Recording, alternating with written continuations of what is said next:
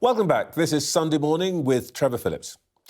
Yesterday, some 100,000 people marched in London to support the Palestinian cause.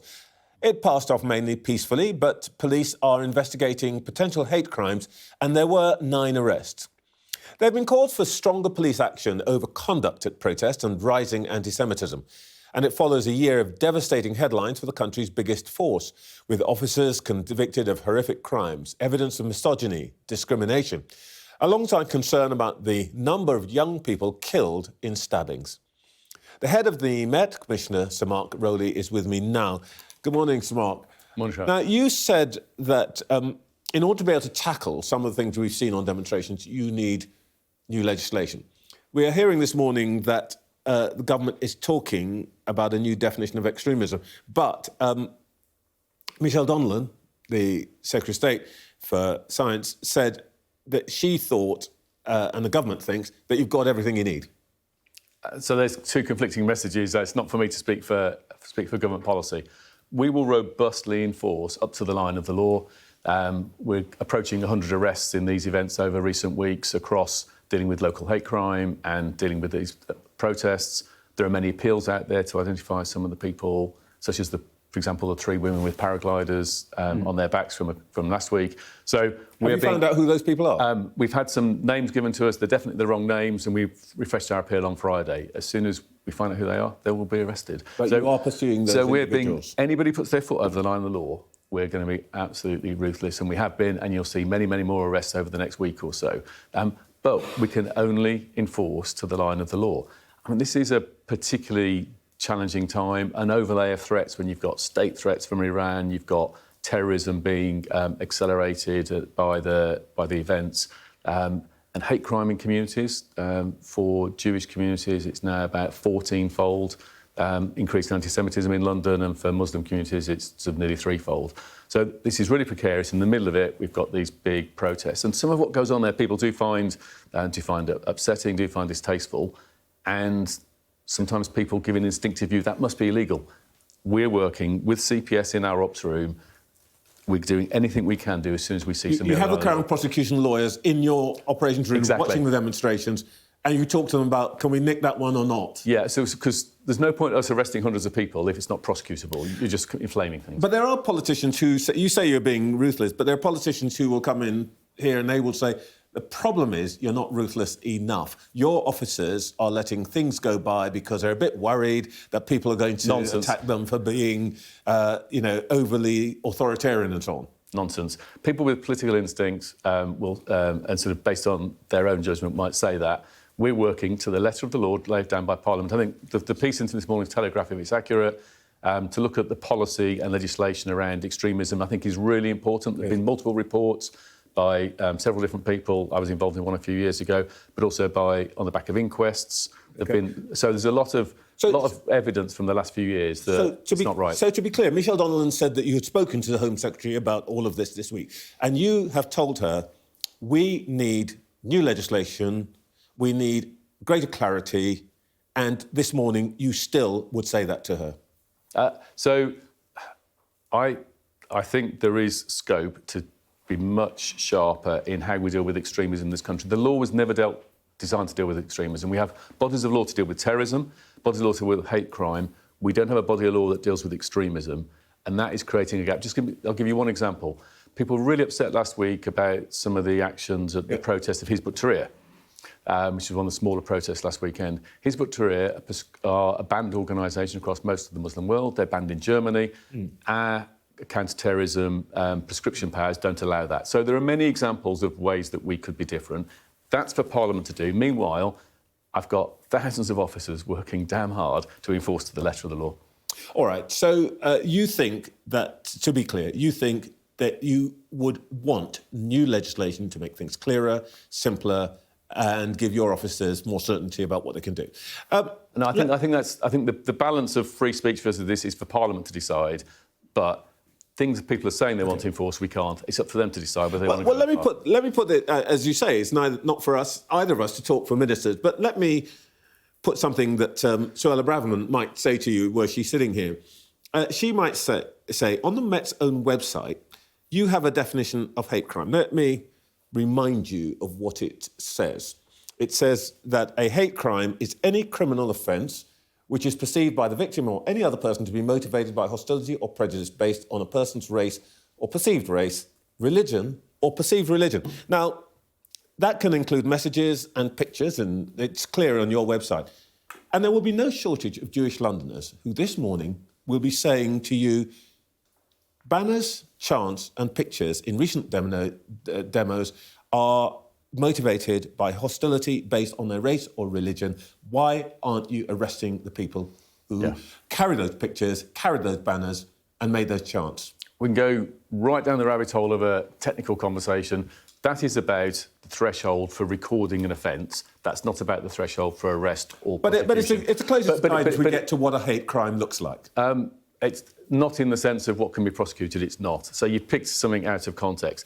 OK. What's going on is massively distasteful.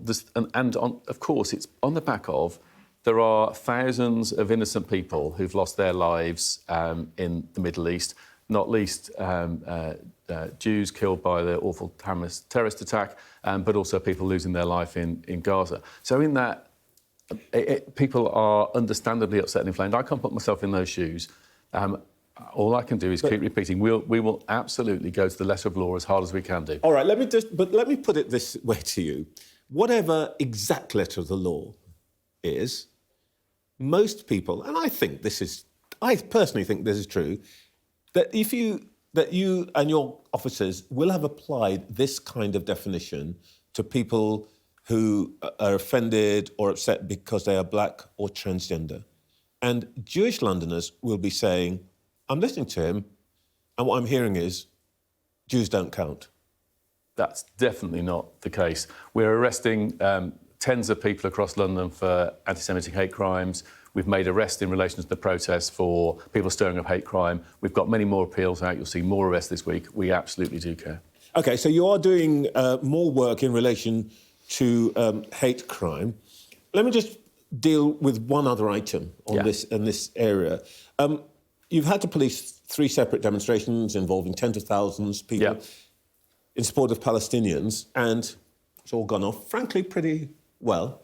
Last Wednesday, your officers shut down a small and equally peaceful demonstration organised by the Campaign Against Anti-Semitism in support of Israel. Why? So it wasn't shut down. There was the Campaign Against Anti-Semitism. They were driving around central London with a van with some campaigning stuff going on TV screens on the side of their van. The officers were simply concerned that driving round was going to collide with a pro-Palestinian protest, which was just wrapping up in Whitehall. But you can see how this would. So it was perceived as it was being banned. We were asking them to avoid a collision. We weren't saying, don't drive that round, don't protest. So all the time, officers doing fine judgments, it's sort of things that aren't illegal. It's never said that was illegal, saying, let's just avoid a conflict. All right. Well, look, I mean, this isn't an issue of the confidence of individual communities, but there's a bigger issue about confidence in the force by the whole of London. We've seen the extraordinary range of things that you've had to deal with. We talked before, and you've told me that you're going to sack, basically, all those people who are doing all this kind of thing. How many have you fired, and how many more do you expect to have to get rid of? So I came back into policing after a few years out because I care deeply about it. I've got tens of thousands of fantastic officers, and as I've said many times, I've got hundreds who shouldn't be there. We have increased by 70% the sort of people we're sacking per year. Recently released data, it was about 100 in a year, and that will keep increasing over the next year or two. And there's papers you can see that we took to the London Policing Board that cover that in detail. I've got to do both. I need to motivate and support the tens of thousands of brilliant officers who don't feel they've got the kit, the equipment and the training to do their job well, and at the same time sort out the minority who are undermining the organisation. But I need to push back on some of the language. London's confidence in the Met is above average in terms of public's confidence in policing in the country. So we are at a difficult time. We've got these awful cases, and I'm operating in a paradox. The things I need to do, which is to take on these people who shouldn't be in the organisation, every one of those cases challenges trust. But we're going to do it Meanwhile, I've got tens of thousands of people doing amazing things to protect London. There are two groups of people who I think everybody can pretty much say have some difficulty with content. One is women, Sarah Everard, yes, all of that, but also the black community. Now, here's a tricky thing. 2 officers were sacked this week for having lied about having smelt cannabis on 2 black athletes, Bianca Williams and her partner. The following day, the public donated £50,000 to support those police officers. I suspect that the black community will feel pretty burnt by that, and it feels like you're not supported in your efforts. It's pretty unusual what's going on. The full verdicts of that hearing isn't out yet. There's some, I think some people are confused about it because 4 officers said they smelt cannabis. The panel, I think, have believed 2 and disbelieved 2 others, which I don't yet understand the reasons for that. The panel also said that there were no findings in relation to anything to do with racism in the case as well. So I think so when you see what comes out, but if officers have been dishonest, they clearly shouldn't be in the force. That's absolutely without doubt. Let me just, if I may, take you on for our last minute or so to an issue that doesn't hit the news very often, though, in my view, you know this, should be in the news pretty much every day.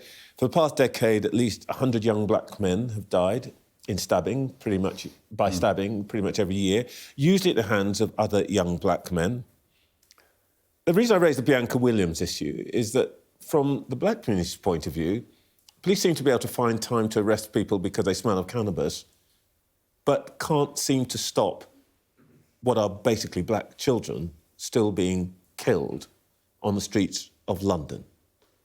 What's the plan to fix that? So the numbers are down. If I look at sort of stabbings, sort of violence between young people, weapon-enabled violence is down. But the thing you hit upon concerns me deeply. I think because of all the tensions around race, because police and black communities don't have a great history, there's lots we've got wrong over time in that, we are not fronting up to this issue, which is beyond policing. In the last decade, a young black man is 13 times more likely to be murdered than a young white man growing up in London.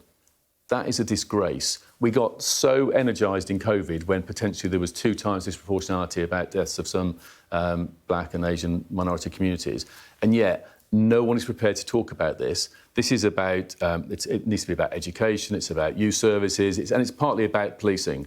And people are, I think, afraid to surface it. And I'm glad you say it in such frank terms. So what I'm trying to do with the black community and the meetings I have with different community groups, faith leaders, and sort of those working in communities is very much, they come to me with 2 things. There's a question about trust. We want you to do better in terms of how you stop and search our young people, and we're trying to improve that. But we're really upset. We're losing too many young people. We want more policing and we want it different, and that's what we're trying to do. There's a real tension there.